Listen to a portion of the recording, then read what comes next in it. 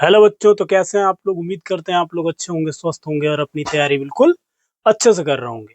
तो आज की वीडियो में हम लोग पढ़ने वाले हैं एक्सरसाइज 12.1 का क्वेश्चन नंबर 4। तो क्वेश्चन नंबर 4 कहता है कि एक पौधे की 40 पत्तियों की लंबाइयां 1 मिलीमीटर तक शुद्ध मापी गई है और प्राप्त आंकड़ों को निम्नलिखित सारणी में निरूपित किया गया है। एक पौधे की 40 पत्तियों की लंबाई को 1 मिलीमीटर तक शुद्ध मापा गया है और इसका आंकड़ा यहाँ पे दिया गया है। नीचे पहला नंबर क्वेश्चन कहता है कि दिए हुए आंकड़ों को निरूपित करने वाला एक आयत चित्र खींचिए। यहाँ पे हम लोगों को आयत चित्र खींचना है। अभी तक हम लोग जितने भी क्वेश्चन 3 नंबर तक किए हैं उसमें दंड आलेख बनाना था। दूसरा नंबर क्वेश्चन कहता है कि क्या इन्हीं आंकड़ों को निरूपित करने वाला कोई अन्य उपयुक्त आलेख है। और तीसरा नंबर क्वेश्चन कहता है कि क्या यह सही निष्कर्ष है कि 153 मिलीमीटर लंबाई वाली पत्तियों की संख्या सबसे अधिक है। तो हम लोग एक एक क्वेश्चन को यहाँ पे सोल्व करेंगे। पहला नंबर क्वेश्चन हम लोग बनाने के लिए सबसे पहले आंकड़ा देखते हैं। तो यहाँ पे जो आंकड़ा दिया गया है वो देखिए 118 से 126 और यहाँ पे शुरू होना चाहिए था 126 से 135 तक। तो यहाँ पे कितना का गैप दे दिया गया है, 1 का गैप दे दिया गया है।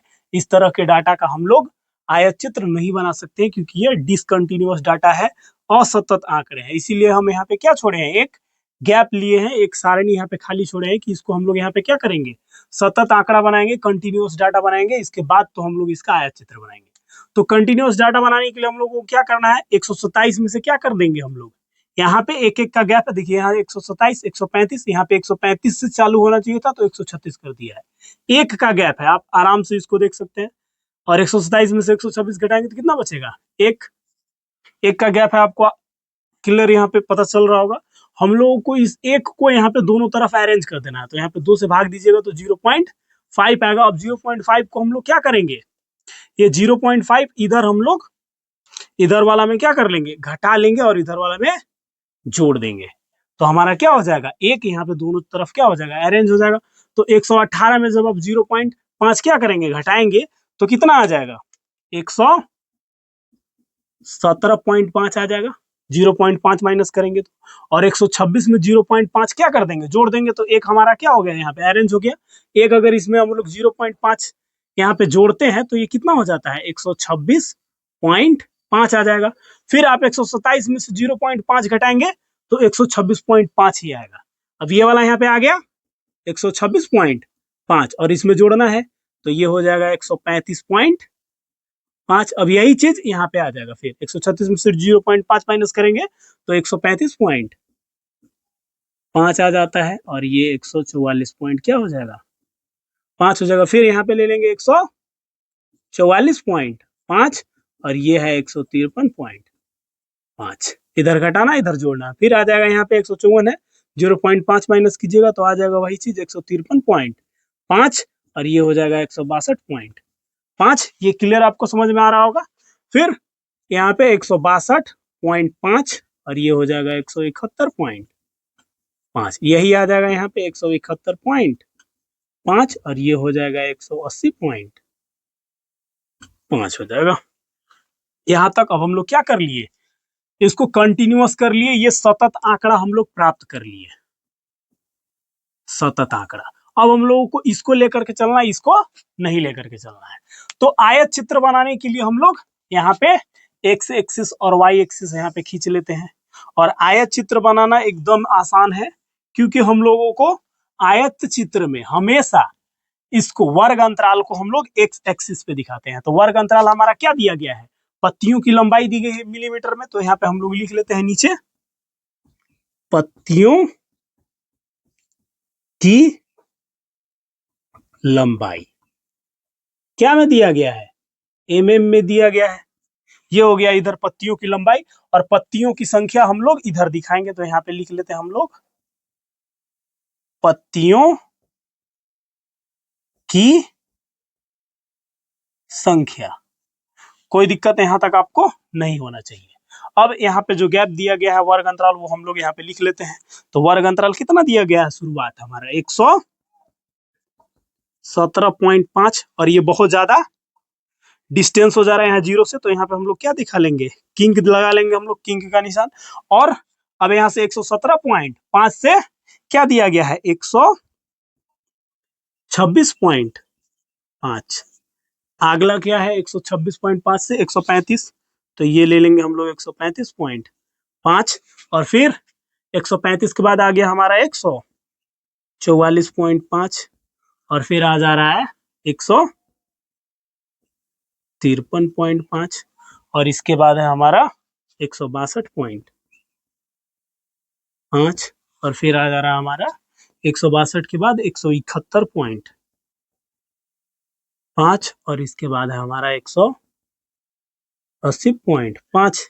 ये हो गया हमारा क्या चीज, वर्ग अंतराल हम लोग यहाँ पे ले लिए। पत्तियों की लंबाई, अब हमारा पत्तियों की यहाँ पे संख्या दिखना है, तो सबसे न्यूनतम कितना दिया गया है 2, और हाईएस्टली कितना है 12 है, तो हम लोग दो दो का गैप ले लेते हैं। यहाँ पे लिख लेते हैं, ये हो गया 2, और यहाँ पे हो जाएगा 4, ये हो जाएगा 6, यहाँ 8, ये हो जाएगा 10, और मैक्सिमम हमारा 12 तक है, तो हम लोग 12 तक ले लिए। अब हम लोगों को क्या करना है, 117.5 से 126.5 मिलीमीटर लंबाई वाली पत्तियों की संख्या कितनी है 3। तो हम लोग यहाँ कहाँ तक ले जाएंगे, 3 तक ले जाएंगे, तो 2 के बाद यहाँ पे 3 होगा, इसके बाद 4 होगा, तो इसको हम लोग 3 तक यहाँ पे खड़ा कर लेते हैं। यह आयत चित्र बहुत सिंपल होता है बनाना, इसमें दंडा लेख की तरह गैप नहीं होता है, ये सब सटे सटे रहेंगे, एक में एकदम थोड़ा सा भी गैप नहीं होगा। फिर 126.5 से 135.5 मिलीमीटर लंबाई की पत्तियों की संख्या 5 है, तो 4 और 6 के बीच में यहाँ पे हो जाएगा 5, तो यहाँ तक हम लोग हाइट कर लेते हैं। ये हो गया ऐसा, ये हमारा हो जाएगा इतना हाइट।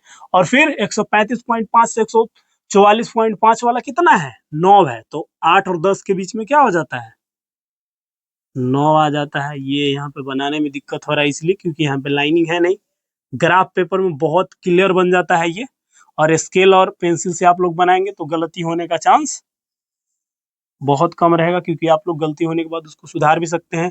यहाँ पे दिक्कत हो रहा है व्हाइट बोर्ड की वजह से। ये हो गया 135 से 144, और फिर 144.5 से 153.5 वाला कितना है 12 है, जो कि सबसे ज्यादा अधिक है, तो ये हो गया हमारा 12 तक हम लोग हाइट इसको कर लेंगे, और इसको हम लोग यहाँ तक। हम लोगों को इतना ध्यान में रखना है कि जितना भी हम लोग आयत बनाएंगे उसकी चौड़ाई जो रहेगी क्या रहेगी एक समान होनी चाहिए। फिर 153.5 से 162.5 वाला कितना है 5 गो है इसके बराबर, तो यहाँ पे हम लोग आ जाते हैं, ये इतना हाइट हम लोग इसको कर लेंगे यहाँ तक वाला। फिर 162.5 से 171.5 वाला 4 है, तो ये हो गया 4, यहाँ तक आ गया हमारा 4। और इसके बाद हम लोगों को एक लास्ट बच जाता है 171.5 से 180.5 वाला कितना है 2 है, तो यहाँ आ जाएगा हमारा ये लगभग में 2। तो हम लोग आयत चित्र बना लिए, बहुत साधारण है आयत चित्र बनाना, बहुत सिंपल, बहुत इजी है। और दूसरा नंबर क्वेश्चन क्या कहता है कि क्या इन्हीं आंकड़ों को निरूपित करने वाला कोई अन्य उपयुक्त आलेख है, तो है। क्यों, क्योंकि वर्ग अंतराल वाला को हम लोग बारंबारता बहुभुज द्वारा भी निरूपित कर सकते हैं, बारंबारता बहुभुज, इसके द्वारा भी हम लोग किसको निरूपित कर सकते हैं, तो इस आंकड़ा को दिखा सकते हैं। तो ये दूसरा का आंसर हो गया। तीसरा नंबर बोलता है कि क्या यह सही निष्कर्ष है कि 153 मिलीमीटर लंबाई वाली पत्तियों की संख्या सबसे अधिक है, तो नहीं, ऐसा नहीं है, क्योंकि 153 कहाँ आ जाएगा, यहाँ पे आ जाएगा 153.5, यानी यहाँ पे देखिए 153, अगर ये वाला आप लेकर के चलते हैं इसको में भी, तो देखिए इसके सामने 12 सबसे अधिक दिख रहा है, तो 145 से 153 है, यहाँ पे 153 नहीं आएगा, यहाँ पे आएगा 153 154 वाला में। और ये तो सतत है नहीं, यहाँ पे देखिए, यहाँ पे सतत आंकड़ा हम लोग बनाए, तो 153.5 यहाँ पे दिया गया है, तो कहाँ आएगा ये 153.5, यहाँ पे आएगा नहीं, यहाँ आएगा, तो इसकी संख्या क्या है सबसे अधिक नहीं है, तो यहाँ इसका आंसर क्या हो जाएगा नहीं हो जाएगा। जैसे आप एक और एग्जांपल से समझे, जैसे यहाँ पे दिया हुआ रहेगा 4 से हम लोग ले लेते हैं कि 4 और मान लीजिए यहाँ पे 10 का वर्ग अंतराल दिया गया है, 4 से 10, फिर दिया गया है 10 से कितना है 4 और 6 10, ये 16, तो यहाँ पे वर्ग अंतराल 4 से 10 के बीच में क्या आएगा 4 आएगा, 5 आएगा, 6 आएगा, 7 आएगा, 8 आएगा, 9 आएगा, 10 इसमें नहीं आएगा। 10 कहाँ आएगा?